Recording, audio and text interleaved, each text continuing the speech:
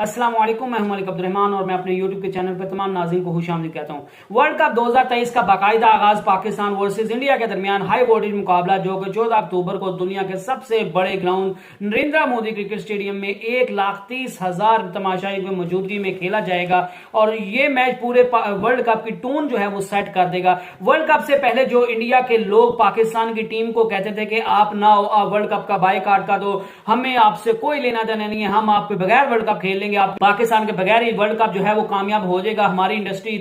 इतनी क्रिकेट की बढ़िया, हमारा जो है वो बोर्ड बड़ा स्ट्रांग है, हमें किसी चीज की कोई कमी नहीं है, पाकिस्तान को जो है वो वर्ल्ड कप खेलने का नुकसान होगा, इंडिया को कोई नुकसान नहीं होगा, हम तो चाहते हैं आप बायकॉट कर दो। और मेरे खुद चैनल पे कई लोगों के वीडियोस आते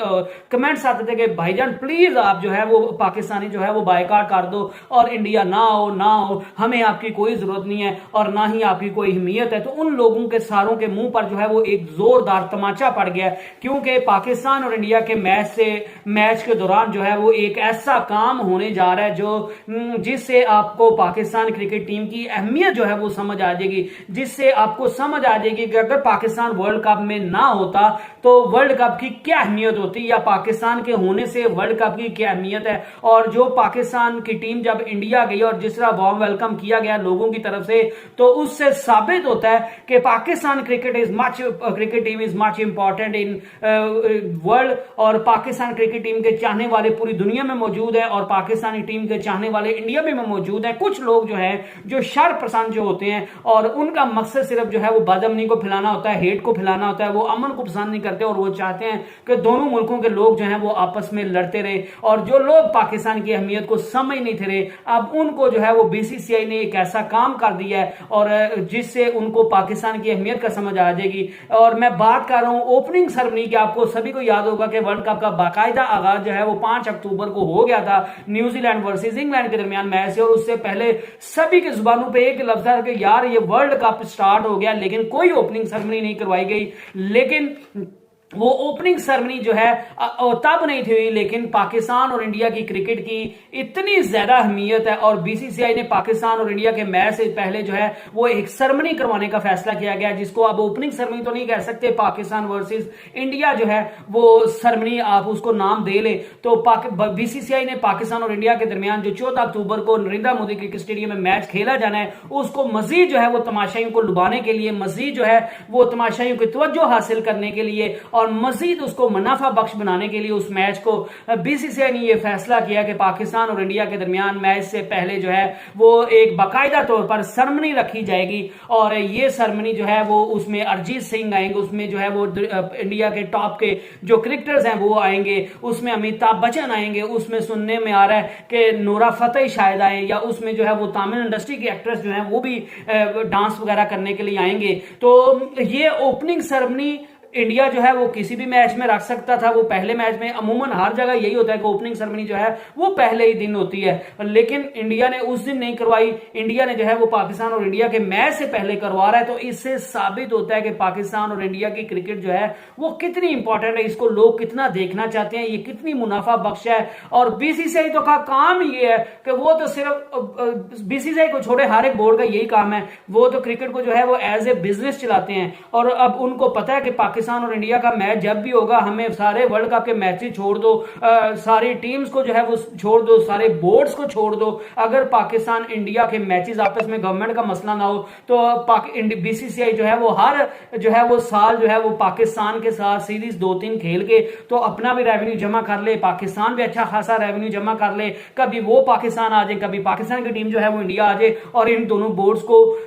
किसी और बोर्ड के साथ खेलने की जरूरत ही पेश ना आए, और अगर गवर्नमेंट की जो है वो इजाजत हो तो। लेकिन मसला ये है कि गवर्नमेंट जो है वो दोनों तरफ की गवर्नमेंट जो है वो खेलने की इजाजत नहीं देती। पाकिस्तान की गवर्नमेंट तो इतना मसला नहीं बनाती, लेकिन इंडिया की गवर्नमेंट जो है वो हर दफा स्पोर्ट्स में जो है वो पॉलिटिक्स को ले आती है। तो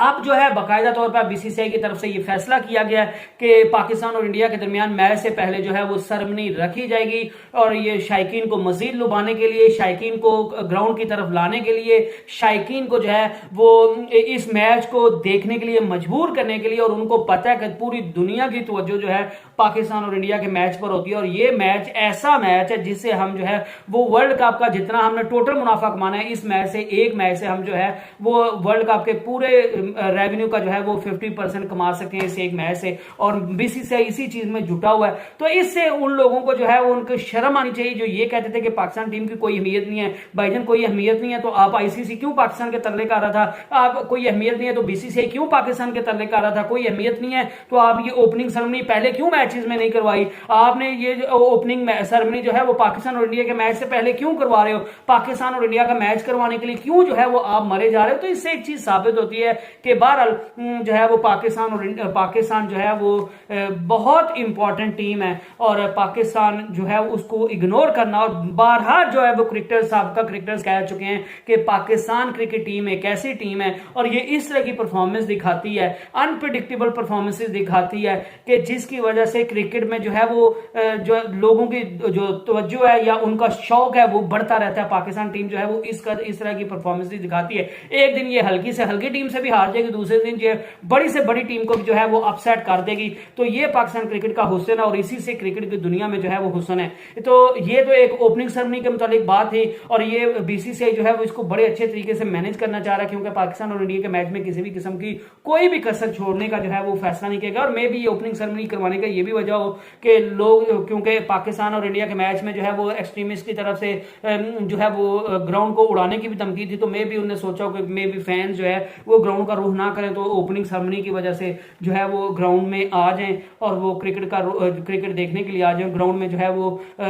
लोग जो है वो खचाखच भरे और हम इस मैच को ज्यादा से ज्यादा जो है वो मुनाफा बख्श बनाएं। तो बहरहाल इससे पाकिस्तान टीम की अहमियत तो साबित हो जाती है। दूसरी बड़ी खबर यह थी कि मोहम्मद आमिर ने जो है वो मोहम्मद रिजवान पे जो है वो एक बड़ा बयान दिया है, और मोहम्मद रिजवान की इंजरी के मुतालिक जो उन्होंने कल बयान दिया था कि कहीं पे ये एक्टिंग भी होती है, कभी जो है वो हकीकतन भी होती है, क्रैम्प्स भी आते हैं। तो मोहम्मद जो है वो रिजवान के मुतालिक मोहम्मद आमिर ने कहा कि ये जो मोहम्मद रिजवान जो है ये जो इंजरी का बार बार ये चीज को लेकर आ जाते हैं, तो उन्होंने कहा कि मोहम्मद रिजवान इंतहाई शातिर खिलाड़ी है, और वो जब भी प्रेशर जो है वो कम करना चाहता है अपने ऊपर से, जब भी वो गेम के मोमेंटम को तोड़ना चाहता है, जब भी समझता है कि अगली टीम जो है वो हम पे हावी हो रही है, तो वो इस तरह की हरकतें करना शुरू हो जाता है। और उनका कहना था कि ये मुख्तलिफ लोग जो है वो ये करते हैं, मुख्तलिफ खिलाड़ी करते हैं, मुख्तलिफ टीम्स भी जो है वो इस तरह की हरकतें करती हैं जिनसे अगली टीम का जिनका मोमेंटम बना हुआ, तो उसके मोमेंटम को तोड़ने के लिए ऐसी टीम जो है वो बैट्समैन या बॉलर्स या एज ए टीम जो है वो फील्डर्स ऐसी हरकतें करते हैं कि अगली टीम का मोमेंटम टूट जाए, उनका जो है वो जो अच्छा परफॉर्म कर रहे हैं उनका वो मोमेंटम टूटे और हम जो है वो उन पर जो है वो अच्छी परफॉर्मेंस दिखा सकते हो। तो इस वजह से मोहम्मद आमिर ने कहा कि ये हम भी करते रहे हैं, और मोहम्मद रिजवान बड़ा शातिर खिलाड़ी है और वो ये चीज जो है वो बखूबी करता है।